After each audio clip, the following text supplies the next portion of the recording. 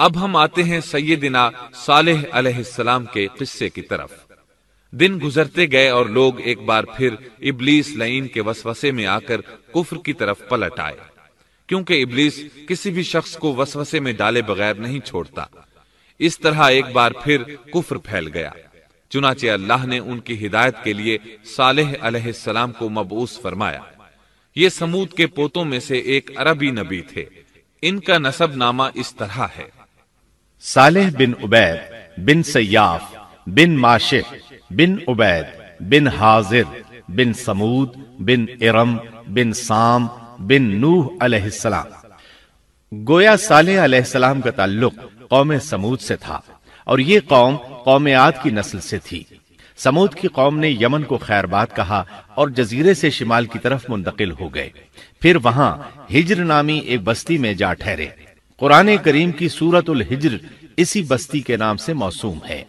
قوم عاد کا تذکرہ سورۃ الحجر کے علاوہ سورۃ الاحقاف اور سورہ ہود میں بھی ہے۔ اللہ تعالیٰ سورۃ الحجر آیت 80 میں فرماتے ہیں: اور ہجر والوں نے بھی رسولوں کو جھٹلایا۔ ہجر قوم سمود کا مرکزی شہر تھا۔ اب وہ مدائن صالح کے نام سے مشہور ہے۔ یہ شہر مدینہ منورہ کے شمال مغرب میں 380 کلومیٹر کے فاصلے پر واقع ہے۔ یہ لوگ بھی پہاڑوں کو تراش کر گھر بناتے تھے۔ یہ صنعت اور کاریگری انہوں نے قوم عاد سے وراثت میں پائی تھی۔ اللہ تعالیٰ سورۃ الفجر آیت 9 میں فرماتے ہیں: اور قوم سمود کے ساتھ کیا کیا جنہوں نے وادی میں بڑے بڑے پتھر تراشے تھے۔ قرآن مجید میں اللہ تعالیٰ ایک مقام پر فرماتے ہیں: اور ہم نے قوم عاد اور سمود کو غارت کیا جن کے بعض مکانات آپ کے سامنے ظاہر ہیں۔ ان کے مکانات ان کی تباہی سے لے کر اب تک موجود ہیں۔ شام کے راستے میں خیبر، تیماء سے تبوک تک قوم سمود کے آثار پائے جاتے ہیں۔ یہ لوگ کس طرح پتھر تراش تراش کر گھر بناتے تھے، اللہ تعالیٰ نے سورۃ الاعراف آیت 74 میں اس کا ذکر کیا ہے۔ اس وقت کو یاد کرو جب اللہ تعالیٰ نے تمہیں قوم عاد کے بعد جانشین بنایا اور تمہیں زمین پر رہنے کا ٹھکانہ دیا کہ نرم زمین پر محل بناتے ہو اور پہاڑوں کو تراش تراش کر ان میں گھر بناتے ہو۔ سو اللہ کی نعمتوں کو یاد کرو اور زمین میں فساد مت پھیلاؤ۔ یہ آیت ان کی طاقت، جسم کی صلاحیت اور ماہر فن ہونے پر دلیل ہے۔ پہاڑوں کو تراشنا دراصل قوم عاد کی عادت تھی۔ یہ بھی چونکہ انہی سے تھے، اس لیے وراثت میں یہ کام انہیں بھی آ گیا تھا۔ جس طرح اللہ نے عاد کو اپنی نعمتوں سے نوازا تھا، اسی طرح سمود کو ان سے بڑھ کر نعمتیں دی تھیں۔ اللہ تعالیٰ صالح علیہ السلام کی زبانی ان سے فرماتے ہیں: اے قوم سمود، کیا تمہیں ان چیزوں میں بے فکری سے رہنے دیا جائے گا، یعنی باغات، چشموں، کھیتوں اور کھجوروں میں جن کا خوشہ ملائم ہے، اور تم پہاڑوں کو تراش کر پرتکلف گھر بناتے ہو؟ پس اللہ سے ڈرو اور میرا کہنا مانو۔ لیکن ان لوگوں نے ہر طرح سے قوم عاد کی پیروی کی، نصیحت پکڑنے کی بجائے بتوں کی عبادت شروع کر دی۔ اللہ نے ان کے درمیان صالح علیہ السلام کو مبعوث فرمایا۔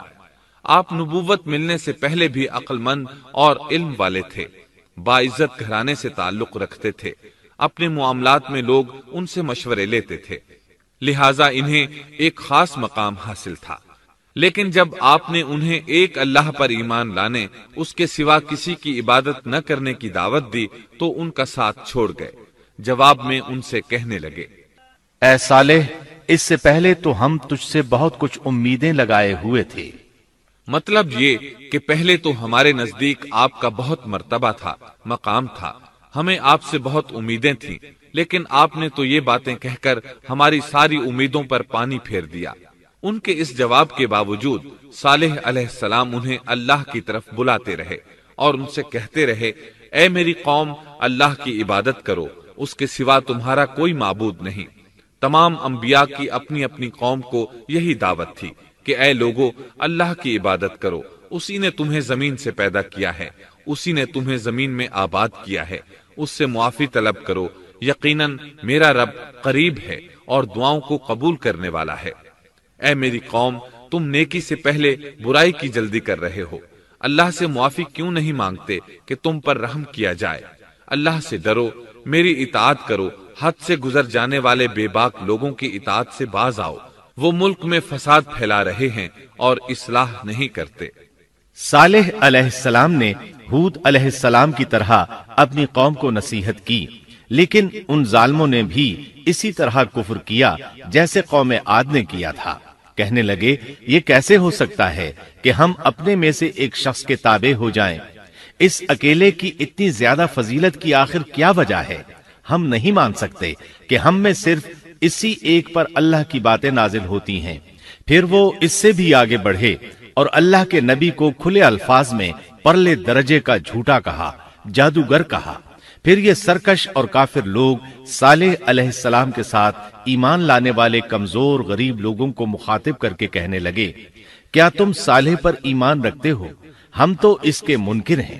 اس طرح صالح علیہ السلام دن رات انہیں دعوت دیتے رہے، یہاں تک کہ یہ لوگ صالح علیہ السلام سے کہنے لگے، تم نے اور تمہارے ساتھیوں نے ہمارے اندر نحوست پھیلا رکھی ہے اور اسی لیے ہم مشکلات اور مصائب کا شکار ہیں، لہٰذا تم ہم سے دور ہو جاؤ۔ صالح علیہ السلام نے انہیں جواب دیا، تم پر نحوست اللہ کی طرف سے ہے، تم فتنے میں پڑے ہوئے لوگ ہو۔ پھر اس کے بعد وہ لوگ صالح علیہ السلام سے مکمل طور پر دشمنی کرنے لگے اور انہوں نے آپ کو یہاں تک کہہ دیا کہ آپ ہماری مجلس میں نہ آیا کریں کیونکہ آپ منحوس ہیں۔ پھر بات یہاں تک پہنچی کہ صالح علیہ السلام نے انہیں اللہ کے عذاب سے ڈرایا، دھمکایا اور کہا، اے میری قوم کے لوگوں، ذرا بتلاؤ تو اگر میں اپنے رب کی طرف سے کسی مضبوط دلیل پر ہوا اور اس نے مجھے اپنے پاس سے رحمت عطا کی ہو، پھر میں نے اس کی نافرمانی کی، تو کون ہے جو اس کے مقابلے میں میری مدد کرے؟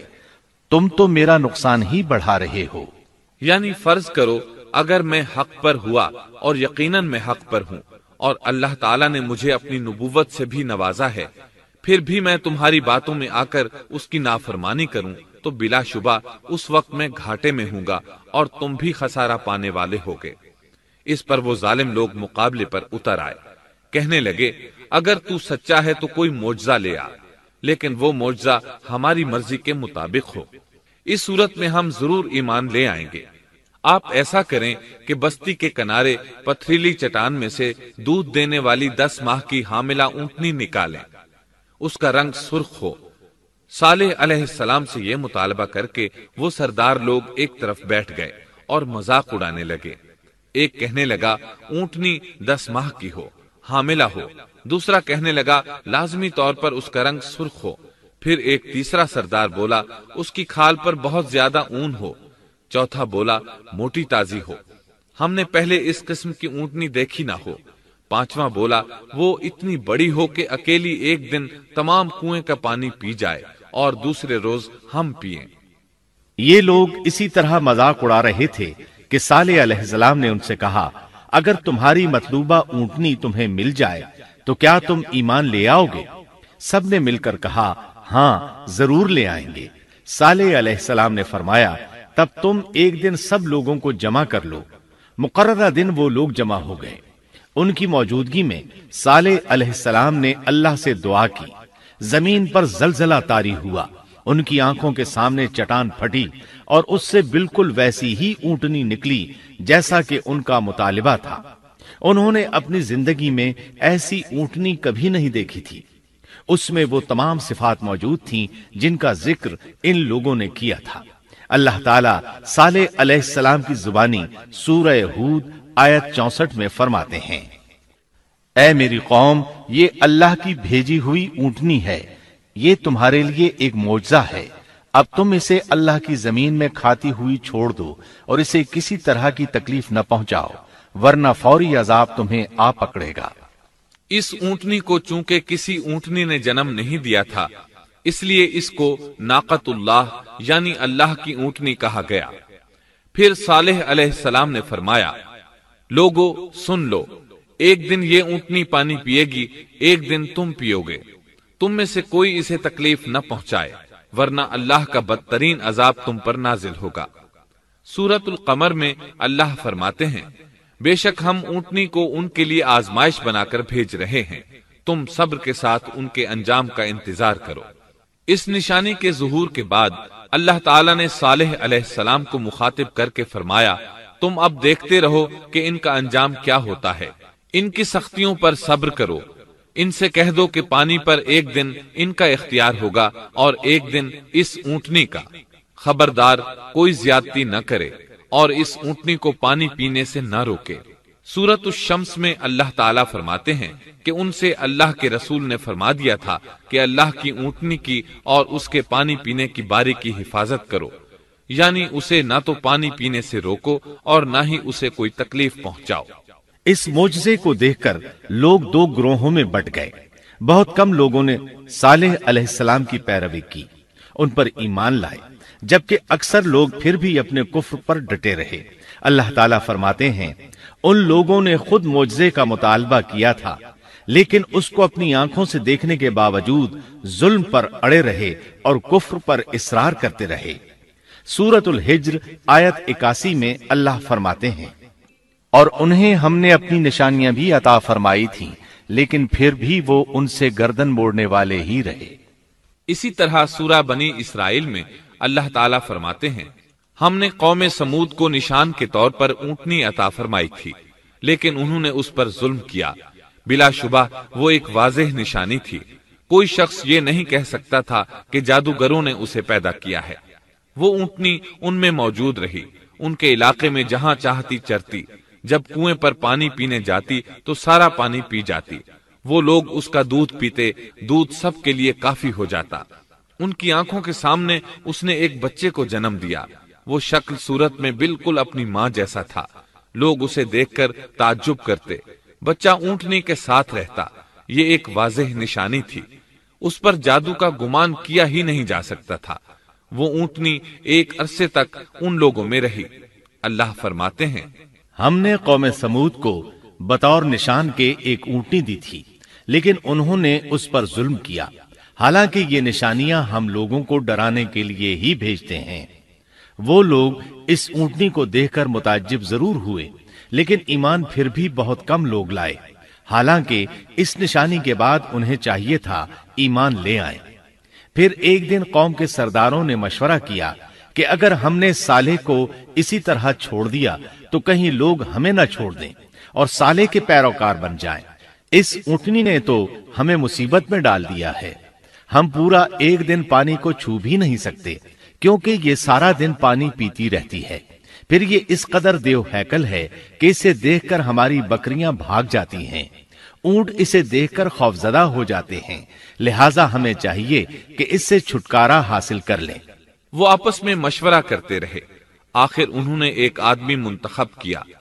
مورخین کا اس پر اتفاق ہے کہ اس کا نام قدار بن سالف تھا، اس کے ساتھ اس کا ایک ساتھی بھی تھا۔ ان دونوں نے مل کر اونٹنی کو قتل کیا۔ اللہ تعالیٰ سورۃ القمر آیت 29 اور 30 میں فرماتے ہیں پھر انہوں نے اپنے ساتھی کو بلایا، تب اس نے ہاتھ بڑھایا اور اس کی کونچیں کاٹ دیں، پھر دیکھا ہمارا عذاب اور ڈراوا کیسا تھا۔ اس قدار کے بارے میں نبی کریم صلی اللہ علیہ وسلم کا ارشاد ہے کہ پہلے لوگوں میں سے سب سے زیادہ بدبخت یہی تھا۔ اللہ تعالیٰ نے قرآن مجید میں اس کا ذکر یوں فرمایا ہے فَنَادَوْا صَاحِبَهُمْ، پھر انہوں نے اپنے ساتھی کو پکارا۔ سورۃ الشمس میں اللہ فرماتے ہیں اِذِ انبَعَثَ أَشْقَاهَا، جب ان میں بڑا بدبخت شخص اٹھ کھڑا ہوا۔ یہ بدبخت قدار اٹھا، اپنے ساتھی کو ساتھ لیا اور اونٹنی کو قتل کرنے کے لیے تیار ہو گئے۔ آپس میں مشورہ ہوا کہ یہ نہ کہا جائے ہم نے اسے قتل کیا ہے۔ اس طرح باقی لوگوں نے بھی ان سے اتفاق کیا۔ اللہ تعالیٰ سورہ نمل آیت 48 میں فرماتے ہیں اور اس شہر میں 9 آدمی ایسے تھے جو زمین میں فساد کرتے تھے اور اصلاح نہیں کرتے تھے۔ مطلب یہ کہ یہ لوگ فساد کی انتہا کو پہنچے ہوئے تھے، ان میں بھلائی نام کو نہیں تھی اور نہ ان کا فساد کی اصلاح کا ارادہ تھا۔ بخاری، مسلم اور مسند احمد کی ایک حدیث میں ہے رسول اللہ صلی اللہ علیہ وسلم نے ایک بار اپنے خطبے میں اس اونٹنی اور اسے مار ڈالنے کا ذکر فرمایا۔ آیت اِذِ انبَعَثَ أَشْقَاهَا کی تلاوت کرتے ہوئے فرمایا کہ جیسے ابو زمعہ تھا، اسی جیسا یہ شخص بھی اپنی قوم میں عزیز، دلیر اور بڑا آدمی تھا۔ تمام لوگوں نے اس بدبخت کے ساتھ عہد کیا اور اسے یقین دہانی کرائی کہ اگر تمہارے ساتھ کسی نے برائی کا ارادہ کیا تو تمام قوم تمہاری حمایت میں اٹھ کھڑی ہوگی۔ اس یقین دہانی کے بعد یہ بدبخت اونٹنی کے انتظار میں بیٹھ گئے۔ اونٹنی پہاڑ کی طرف سے آتی تھی اور پانی پی کر واپس چلی جاتی تھی، یہی اس کا معمول تھا۔ جب ان لوگوں نے چٹان سے اونٹنی کو نکلتے دیکھا تو اچانک حملہ کرنے کے لیے آگے بڑھے، لیکن اس کا جثہ دیکھ کر خوفزدہ ہو گئے، الٹے پاؤں بھاگے۔ بدبخت قدار نے اپنے ساتھیوں کی یہ حالت دیکھی تو ہنس پڑا اور آگے بڑھ کر اونٹنی کی ران میں تیر مارا۔ اس سے اونٹنی کی ران کی ہڈی ٹوٹ گئی اور وہ نیچے گر گئی۔ پھر اس ظالم نے اپنے ساتھیوں کو آواز دی اور آگے بڑھ کر اونٹنی کی کونچیں کاٹ دی۔ سورۃ الشمس میں اللہ تعالیٰ فرماتے ہیں، ان لوگوں نے اپنے پیغمبر کو جھوٹا سمجھ کر اس اونٹنی کی کونچیں کاٹ دی، پس ان کے رب نے ان کے گناہوں کے باعث ان پر ہلاکت ڈالی اور پھر ہلاکت کو عام کر دیا اور اس بستی کو برباد کر دیا۔ اونٹنی کی کونچیں کاٹ دیے جانے کے بارے میں اللہ تعالیٰ ایک دوسرے مقام پر فرماتے ہیں کہ پس انہوں نے اونٹنی کو مار ڈالا اور اپنے پروردگار کے حکم سے سرتابی کی اور کہنے لگے، اے صالح، جن عذابوں سے تو ہمیں دھمکاتا رہتا تھا، اگر تو واقعی پیغمبر ہے تو ان عذابوں کو ہم پر نازل کرا دے۔ اونٹنی پر حملہ ہوتے ہی اس کا بچہ بھاگ نکلا تھا۔ وہ پہاڑ کی چوٹی پر چڑھ گیا، 3 مرتبہ بلبلایا۔ یہ بدبخت اس کے پیچھے بھاگے اور آخر اسے بھی قتل کر دیا۔ پھر تمام بستی والے جمع ہوئے، اونٹنی اور اس کے بچے کا گوشت تیار کیا اور مزے کے ساتھ اس کو کھایا۔ اس جرم میں ان سب نے شرکت کی، البتہ جو لوگ صالح علیہ السلام پر ایمان لے آئے تھے وہ الگ تھلگ رہے۔ صالح علیہ السلام کو جب یہ خبر ملی تو وہ گھبرائے ہوئے اونٹنی کے پاس پہنچے۔ اونٹنی بے جان پڑی تھی، اس کا بچہ بھی بے جان تھا۔ لوگ ان کے گرد جمع تھے اور ان کا گوشت کھا رہے تھے۔ اس وقت صالح علیہ السلام نے ان سے کہا، اس پر صالح نے کہا کہ اچھا تم 3 دن تک اپنے گھروں میں رہ سہ لو، یہ وعدہ جھوٹا نہیں ہے۔ مطلب یہ کہ تمہیں صرف 3 دن کی مہلت ہے، اس کے بعد تم سب کے سب ہلاک کیے جاؤ گے۔ وہ صالح علیہ السلام کی بات کو رد کرتے ہوئے انہیں دھمکیاں دینے لگے کہ جن عذابوں کا تو ہم سے وعدہ کر رہا ہے، اگر تو سچا ہے تو ان کو ہم پر نازل کر دے۔ اس کے بعد وہ جمع ہو کر مشورہ کرنے لگے کہ آج رات صالح کو بھی مار ڈالو۔ ان کے اس مشورے کے بارے میں اللہ تعالیٰ سورۃ النمل آیات 48 اور 49 میں فرماتے ہیں، اس شہر میں 9 سردار تھے، وہ زمین میں فساد پھیلاتے رہتے تھے اور اصلاح نہیں کرتے تھے۔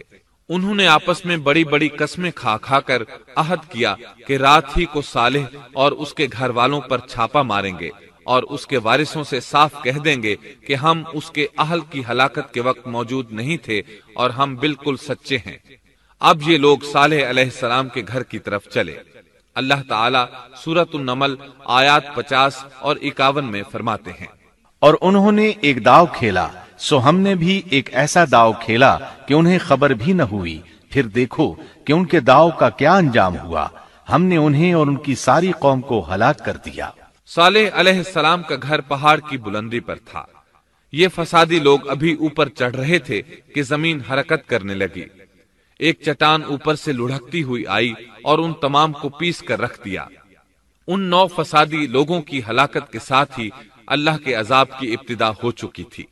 چنانچہ صالح علیہ السلام نے اپنے ساتھیوں کے ساتھ اس بستی کو چھوڑ دیا، یعنی وہ ہجر کے علاقے سے نکل گئے۔ صبح ہوئی تو لوگوں نے ایک عجیب منظر دیکھا۔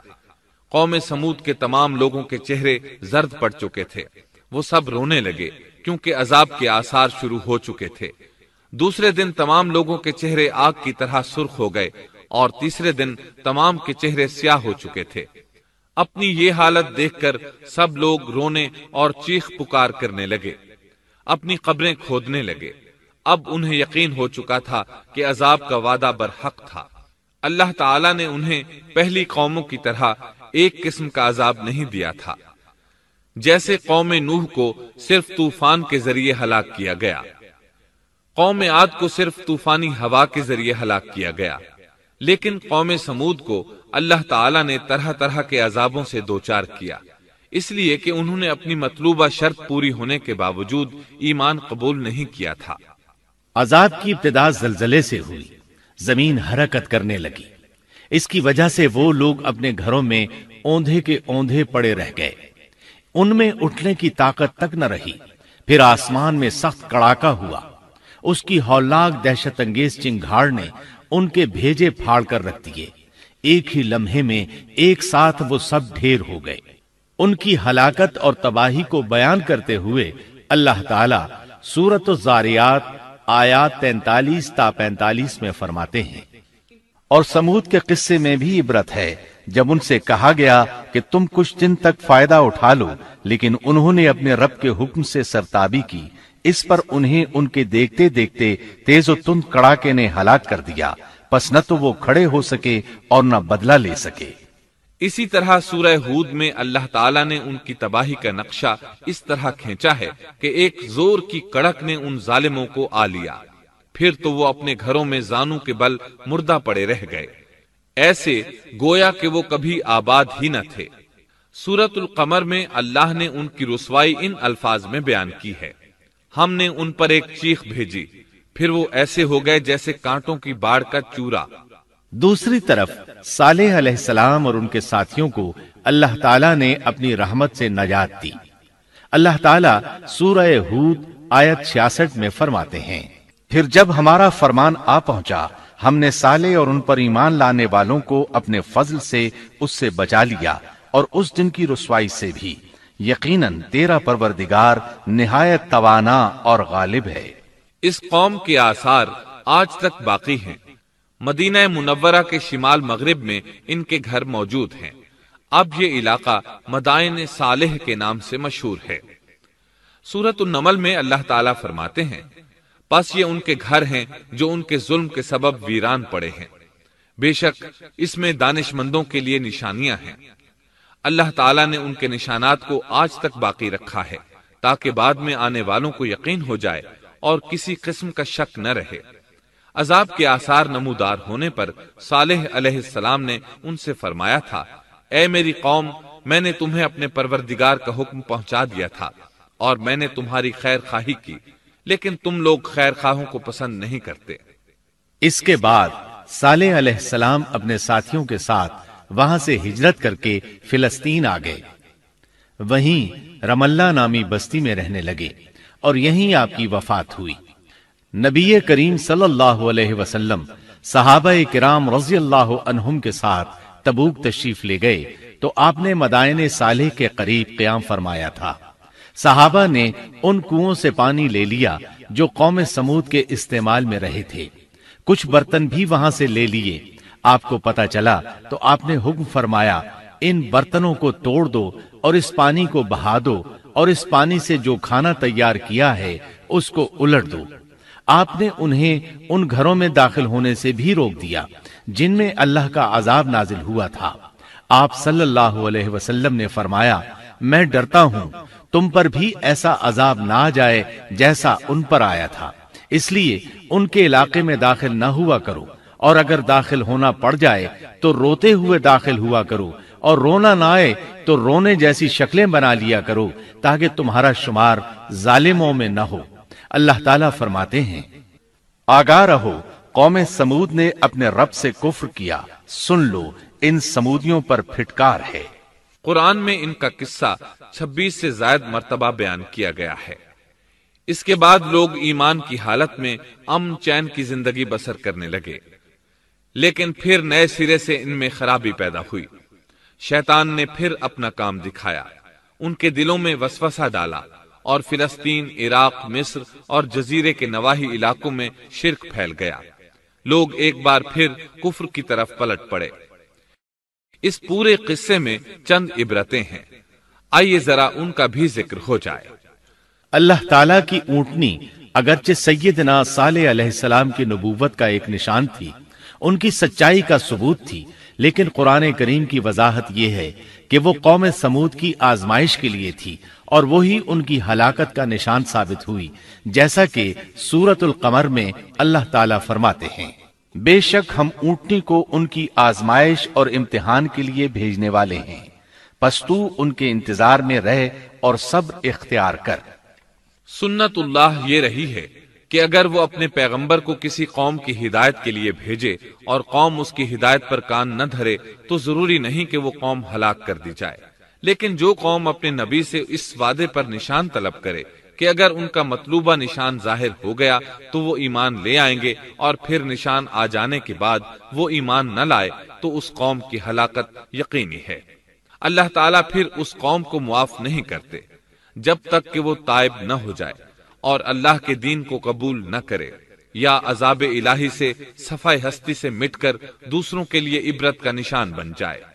لیکن اس سنت سے نبی کریم صلی اللہ علیہ وسلم کی امت مستثنا ہے، اس لیے کہ آپ صلی اللہ علیہ وسلم نے وضاحت فرمائی ہے، میں نے اللہ تعالیٰ سے دعا مانگی ہے کہ اللہ تعالیٰ میری امت میں عذاب عام مسلط نہ فرمائے، اور اللہ نے میری دعا قبول فرما لی۔ قرآن میں اللہ تعالیٰ نے نبی کریم صلی اللہ علیہ وسلم کی اس بات کی یوں تصدیق کی ہے، اے رسول، اس حال میں کہ تو ان میں موجود ہے، اللہ تعالیٰ ان کافروں پر عذاب مسلط نہیں کرے گا۔ اور یہ ایک خطرناک غلطی ہے، نفس کا دھوکہ ہے کہ انسان عیش و عشرت اور دنیاوی جاہ و جلال کو دیکھ کر یہ خیال کر بیٹھے، یہ گمان کر لے کہ جس قوم یا فرد کے پاس یہ سب کچھ موجود ہے وہ ضرور اللہ تعالیٰ کے سائے میں ہے، اور یہ کہ ان کی یہ خوش عیشی اس بات کی علامت ہے کہ اللہ تعالیٰ کی خوش نودی ان کے ساتھ ہے۔ یہ نفس کا دھوکہ ہے، غلط فہمی ہے، بلکہ کج فہمی ہے۔ قرآن کریم کے اس واقعے میں جگہ جگہ اس بات کی وضاحت ہے کہ بعض اوقات زیادہ سے زیادہ خوش عیشی زیادہ سے زیادہ عذاب کا پیش خیمہ ثابت ہوتی ہے، اگرچہ قوموں کے لیے اس کی مدت چند ماہ یا چند سال نہیں بلکہ گھبرا دینے والی مدت ہی کیوں نہ ہو، مگر ہر قسم کی دنیاوی کامیابیوں اور خوش عیشیوں کے ساتھ جب ظلم، سرکشی اور غرور کسی قوم کا مستقل شعار بن جائے تو سمجھ لو اس کی تباہی اور ہلاکت کا وقت قریب آ پہنچا۔ اللہ تعالیٰ فرماتے ہیں، تیرے رب کی پکڑ بہت سخت ہے، لیکن اس کے ساتھ ہی یہ بات بھی ہے کہ کسی قوم میں تمام تر خرابیوں کے باوجود اگر قوم سے اکثر افراد اللہ کے شکر گزار ہوں، اس کے بندوں کے ساتھ انصاف کرنے والے اور آپس میں نیک نیت اور خیرخواہی کرنے والے ہوں تو بلا شبہ وہ اللہ کے ہاں مقبول بندے ہیں، اور انہی کو دنیا اور آخرت کی کامیابیوں کی بشارت ہے، اور انہی کے لیے یہ دنیاوی عیش اللہ کی بے انتہا نعمتوں کی علامت ہے۔ انہی الفاظ پر سیدنا صالح علیہ السلام کا قصہ اختتام کو پہنچا۔